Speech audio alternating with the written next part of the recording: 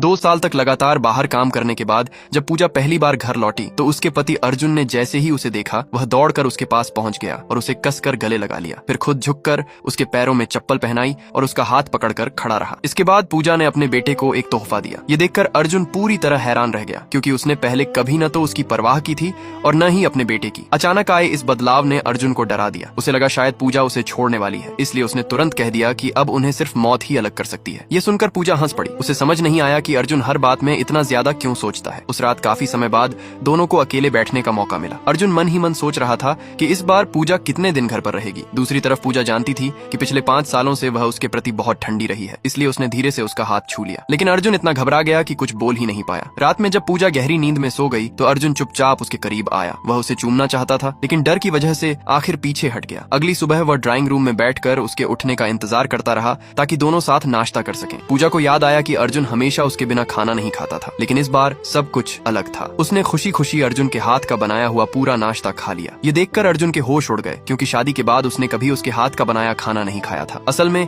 यह कहानी 5 साल पहले शुरू हुई थी। पूजा की कंपनी पैसों की कमी की वजह से बंद होने वाली थी। तभी अर्जुन उसकी मदद के लिए सामने आया, लेकिन उसकी एक शर्त थी, पूजा को उससे शादी करनी होगी। मजबूरी में पूजा को अपने प्रेमी रोहित से रिश्ता तोड़ना पड़ा। उसे हमेशा लगता रहा कि अर्जुन ने ही रोहित को फंसाकर जेल भिजवाया है। इसी गलतफहमी की वजह से शादी के बाद वह अर्जुन से नफरत करने लगी। कुछ समय बाद जब उसे पता चला कि वह मां बनने वाली है तो उसने बच्चा गिराने का फैसला किया। लेकिन अर्जुन उसके सामने घुटनों पर बैठ गया और बच्चे को जन्म देने की विनती करने लगा। बाद में पूजा अपने करियर के लिए विदेश चली गई। वहां उसने वायलिन की दुनिया में बड़ी सफलता हासिल की, लेकिन पूरे 5 साल तक वह अपने पति और बेटे से दूर और भावनात्मक रूप से बिल्कुल ठंडी बनी रही। फिर एक हफ्ते पहले उसे पूरी सच्चाई पता चली। उसकी कंपनी को संकट में डालने वाला कोई और नहीं बल्कि उसका अपना प्रेमी रोहित था। अर्जुन का उस पूरी घटना से कोई लेना देना नहीं था। तभी उसे एहसास हुआ कि उसने इतने साल एक बेगुनाह इंसान से नफरत की। उसी पल उसने घर लौटने का फैसला कर लिया। जब वह घर पहुंची और दरवाजे पर गुलाबों का समंदर देखा तो उसे अपनी कही हुई एक पुरानी बात याद आ गई। उसने कभी कहा था कि उसे गुलाब बहुत पसंद है। बस उसी एक बात के लिए अर्जुन ने उसके लिए पूरा गुलाबों का बगीचा बनवा दिया था। ये सब देखकर पूजा को अपने की पर बहुत पछतावा हुआ। घर लौटने के बाद उसने अपना व्यवहार पूरी तरह बदल दिया। अब वह